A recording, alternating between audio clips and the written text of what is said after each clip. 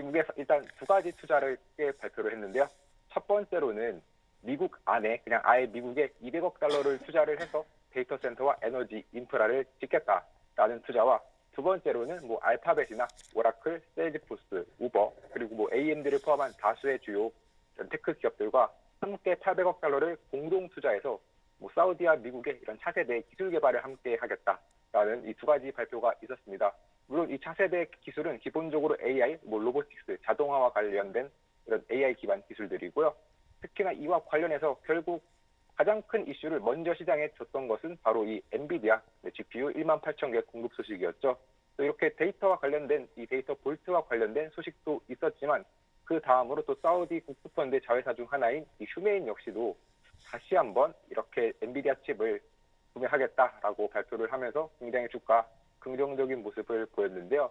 물론 이 데이터 볼트 같은 경우는 우선은 그 200억 달러 규모를 이렇게 SM 슈퍼마이크로 컴퓨터와 함께 이런 구매 소식을 알림에 따라 지금 슈퍼마이크로 컴퓨터 같은 경우는 주가 굉장히 긍정적이었지만 또 엔비디아는 이제 휴메인으로 인해서 주가가 긍정적이라는 점, 이 부분까지 알아두시면 좋을 것 같은데 특히나 조금 더 긍정적으로 보면 좋을 점 중에 하나가 이번에 판매될 이 GB300 18,000개 칩이 끝이 아닙니다. 이번에 판매될 것은 물론 한 7억에서 10억 달러 규모의 굉장히 긍정적이라고 볼 수 있지만 앞으로 이 휴메인 같은 경우는 추가적으로 수십만 개의 GPU를 더 투입하겠다라고 했기 때문에 앞으로도 지금 10억 달러가 아닌 한 수십억 달러 혹은 수백억 달러까지도 이렇게 기회가 있다라는 점, 네, 그 부분 참고해 주시면 좋을 것 같고요.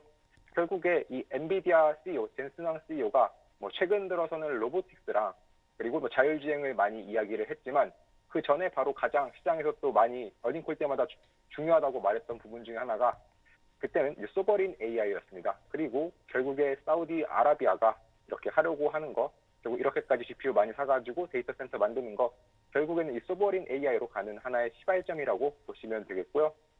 이렇게 또 계속해서 이 휴메인이 계속해서 사우디아라비아에 어떻게 보면 소버린 AI를 기반으로 하는 거대한 하나의 플랫폼을 좀 만들고자 하는 이런 강한 의도가 있다 보니까 엔비디아와 되게 다양한 투자 협업을 맺었는데 그 중에 하나가 또 물리 AI였습니다.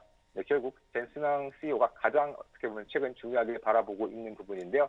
이번에 이제 GPU 판매 말고도 굉장히 중요하게 바라봐야 할 부분, 바로 이 엔비디아 옴니버스를 좀 도입했다는 것이고, 결국 이 도입을 통해서 하고자 하는 것은 흔히 이야기하는 인더스트리 4.0을 가속화하는 겁니다.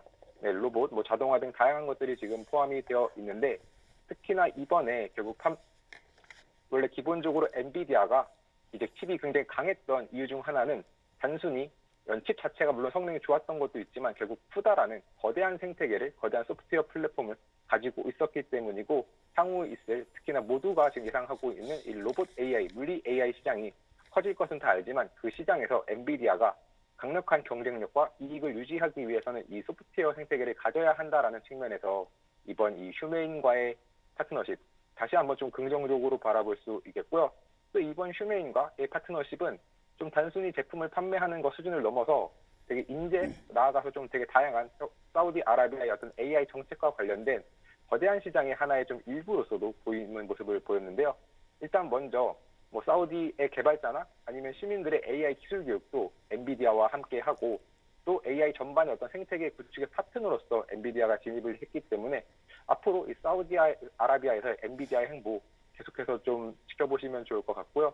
특히나 지금 현재 이 중국과 관련해서 특히 조금은 뭐 우려가 중국과 관련된 매출에서도 분명 여전히 좀 긍정적인 이슈도 있지만 약간은 과연 더 크게 성장할 수 있을까 하는 우려도 같이 있는 이 상황에서 지금 현재 사우디아라비아라는 다시 한번 볼 수 있는 이 최대 규모의 어떤 새로운 시장이 좀 열리고 있다라는 점 같이 한번 보면 좋을 것 같습니다. 네.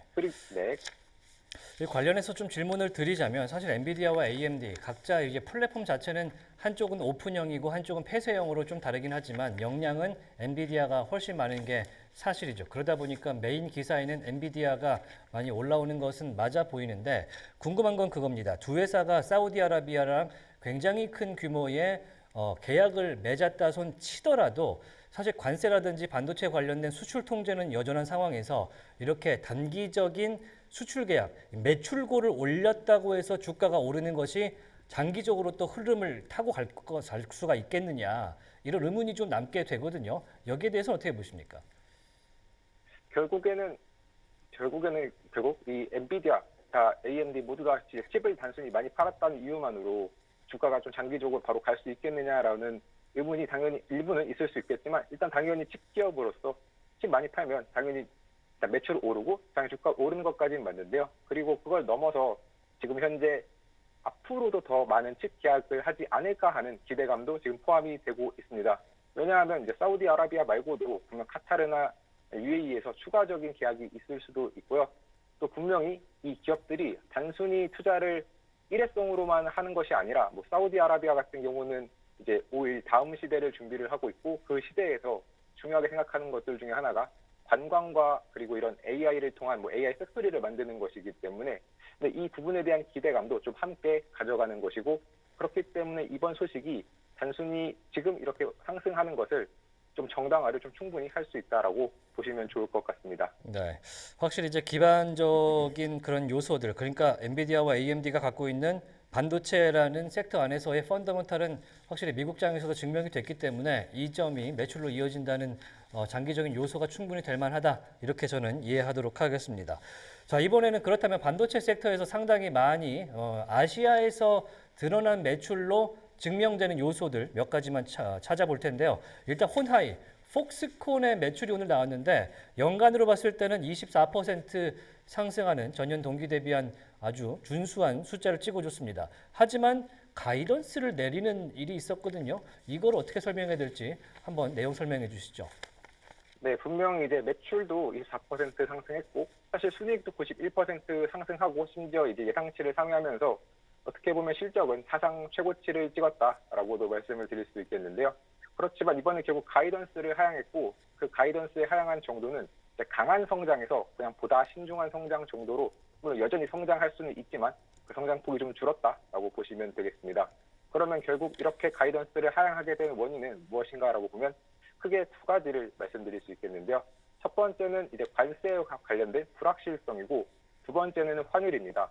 일단 뭐 환율 같은 경우는 그냥 대만 달러가 좀 강해진 부분은 어떻게 보면 AI 전체 업계로 봤을 때는 크게 이제 큰 매크로 이슈는 아니라고 봤을 때, 결국 관세 불확실성에 대해서 다시 한번 좀 고민을 해볼 수밖에 없는데, 네, 이와 관련했을 때 분명 사실 이미 중국과 관련해서 관세가 충분히 좀 좋아지고 있는 상황에서 이런 발언을 했다는 게 일부 영향을 아예 안 미칠 수는 없습니다. 특히 이제 관세 같은 경우 중국뿐 아니라 이 AI 서버는 지금 폭스콘이 멕시코의 최대 규모로 또 공장을 짓고 있기 때문에 이 멕시코 관세와 관련된 영향도 함께 있기 때문인데요. 하지만 그럼에도 불구하고 결국 다시 한번 이렇게 설명했던 것 중에 하나가 이 고성능 AI 서버의 북미 수요는 여전히 견고하다라고 하면서 결국 AI를 투자하는 이 투심 자체는 AI 투자에 대한 관심도는 충분히 살아있기 때문에 관세, 결국 이 멕시코 관세가 현재쯤 점점 더 전 세계적으로 관세에 대한 리스크가 낮아지고 있기 때문에 어떻게 보면 이번 가이던스는 약간은 시장을 신중하게 만들 수는 있지만 그것을 냉각시키거나 아니면 완전히 하향으로 이끌기는 좀 어려운 가이던스로 보입니다.